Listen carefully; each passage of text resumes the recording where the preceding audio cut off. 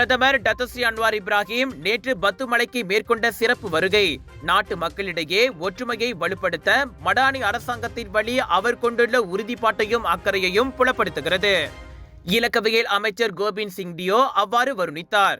அதுவும் தனித்துவமிக்க மலேசிய தைப்பூச காலத்தில் நாட்டின் பிரதமர் தாய் கோயிலுக்கு வந்திருப்பது முக்கியத்துவம் பெறுகிறது. இந்த வருகையின் போது தேவஸ்தான செயலவையினர் முன்வைத்த கோரிக்கைகளுக்கு மத்திய அரசு ஸ்லாங்கோர் மாநில அரசுடன் இணைந்து உதவும் என பிரதமர் உத்தரவாதம் அளித்தார். ஆலயம் சமூக சேவை மையமாக செயல்பட புதிய மண்டபம் கட்டுவதற்கு வசதிகள் செய்து தரப்படும் எனவும் டத்தோஸ்ரீ அன்வார் கூறியதாக கோபிந்த் கூறினார். இவ்வேளையில் கடந்த ஆண்டு இலக்கவியல் அமைச்சு இந்தியர்களின் மேம்பாட்டுக்கு கணிசமான தொகையை வழங்கியது. ஆலய மேம்பாட்டு பணிகள், இந்தியா அரசு சார்பற்ற இயக்கங்களுக்கு நிதி உதவி, தமிழ் பள்ளிகளுக்கு நிதி உதவி உள்ளிட்டவை அவற்றில் அடங்கும்.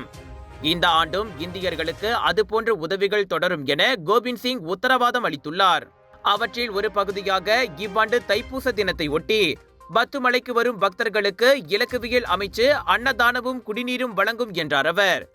தைப்பூசத்தை முன்னிட்டு இவ்வாண்டு 2 பெரிய விண்ணியல் திரைகளை பினாங்கு தண்ணீர்மலை அருள்மிகு பால தண்டாயுதபாணி ஆலயத்திற்கு தாம் வழங்கியிருப்பதாகவும் கோபிந்த் கூறினார்.